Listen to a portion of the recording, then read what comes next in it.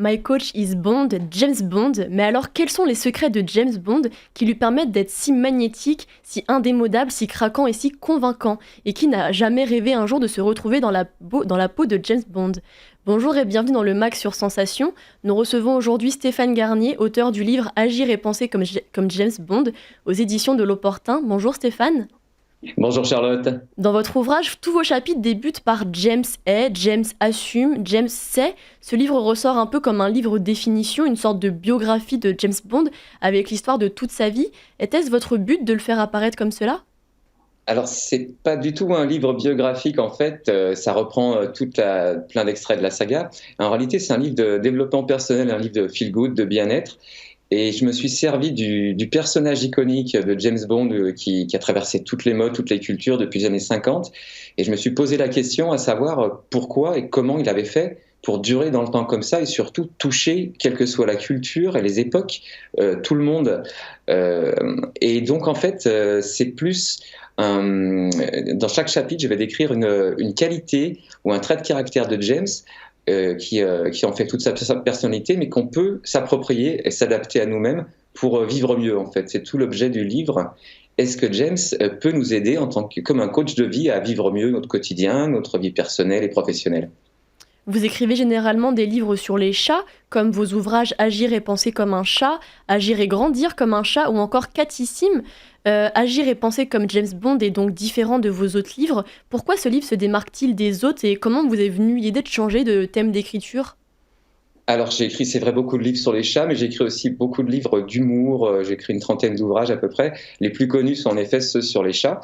Et en fait, c'est venu. En fait, le James Bond est venu un peu comme un dérivé du chat, parce que en reprenant, en redécouvrant un peu les films, parce que j'attendais comme beaucoup de gens la sortie du dernier opus qui était décalé. Et j'ai découvert qu'il y avait beaucoup de parallèles avec le chat. Je me suis donc intéressé à lui en me posant cette question, est-ce que vraiment il a un message, un secret à nous délivrer? Et donc j'ai repris la saga du départ et j'ai annoté plein de petits bouts de dialogue, de mise en situation.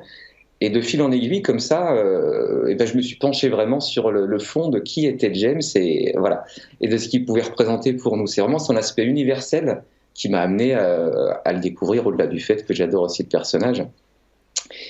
Voilà comment c'est venu ce nouveau sujet, comme d'autres. J'écris en fonction de mes affinités souvent sur les choses qui arrivent. Vous commencez votre ouvrage en posant la question, une part de James en chacun de nous. En ce qui vous concerne, pensez-vous qu'il y ait une part de James Bond dans chaque homme et chaque femme aujourd'hui? Oui, c'était le constat de départ. En fait, quand j'ai commencé à lister toutes ces facultés, ces talents, je me suis dit, mais en fait, on est tous, et c'est ce qui fait qu'il nous attire autant, quelle que soit, comme je disais, notre culture et l'époque. Il a une capacité à nous aimanter, un magnétisme comme ça que l'on cultive envers James Bond. Et je me suis dit, mais en fait, on a tous un petit bout de ça. On a tous un petit peu ces capacités, ces talents, ce charisme, mais plus ou moins développés, plus ou moins étouffés, effacés. Donc, à travers le personnage iconique de James, qui lui les met en exergue en permanence dans toute la saga, je me suis dit, est-ce que on ne pourrait pas cultiver à travers lui tous ces petits talents qu'on a, mais que souvent on n'exprime pas assez. En fait, le but, c'est vraiment de faire réémerger, de cultiver un petit peu plus d'assurance, de magnétisme, de capacité à transgresser les règles, de créativité, de capacité d'adaptation, de s'affranchir du regard des autres, etc., comme il le fait lui.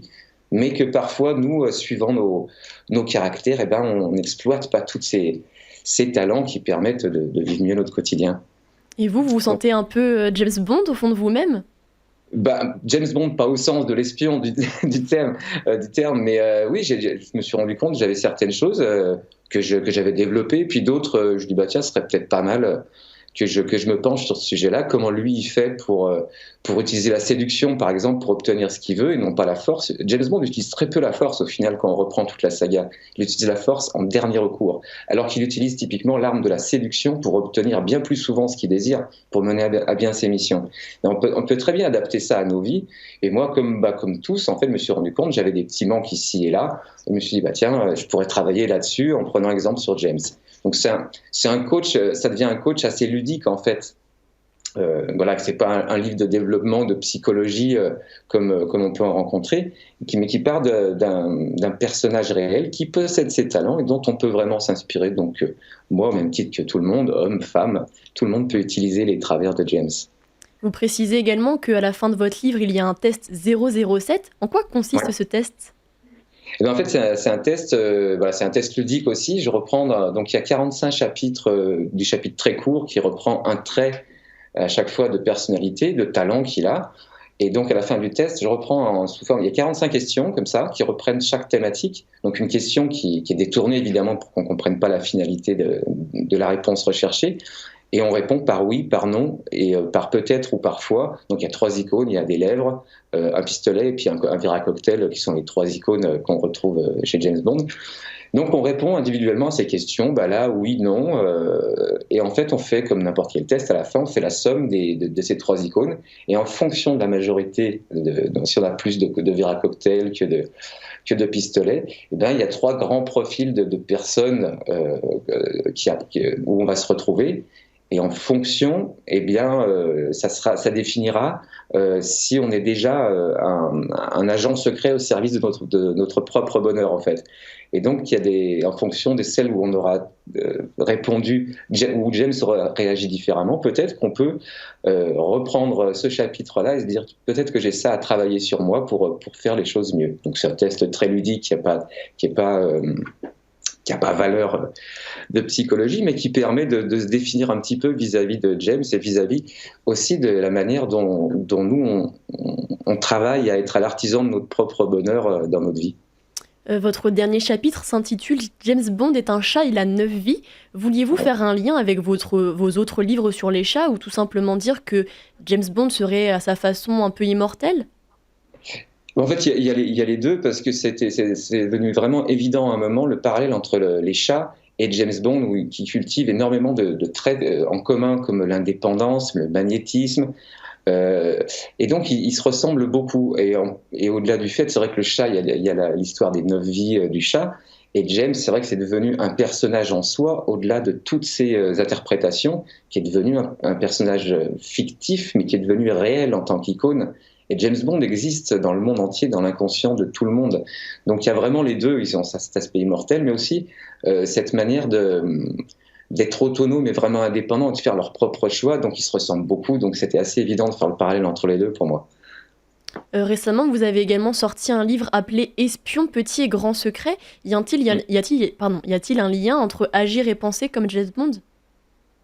Un lien, non, mais en fait, c'est comme lorsque j'avais écrit, vous parliez tout à l'heure de Catissime vis-à-vis d'agir et penser comme un chat. En fait, c'est quand je m'intéresse à une thématique comme ça, je vais fouiller pas mal de données, je fais beaucoup de recherches, et je suis tombé sur des trucs, comme j'ai écrit Catissime après avoir fait agir et penser comme un chat, c'est des données assez étonnantes sur le chat. Et de la même façon, quand j'ai écrit Agir et penser comme James Bond, j'ai découvert plein d'anecdotes, des histoires formidables dans le monde de l'espionnage. Et je me suis dit, ça serait plutôt sympa d'en faire un livre ludique de connaissances sur les espions réels et de fiction qu'on trouve dans le cinéma, avec tout le langage des espions, avec toutes les histoires, les anecdotes de Coco Chanel. J'ai découvert des trucs formidables.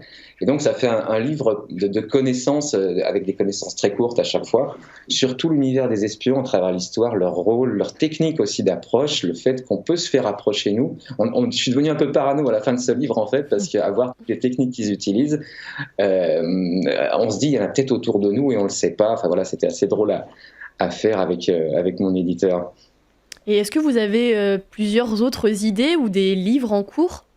J'ai beaucoup de travail en ce moment, oui, j'ai pas mal de choses qui vont sortir à la rentrée. Il y a des livres qui ont été décalés à cause de la crise dans ce moment.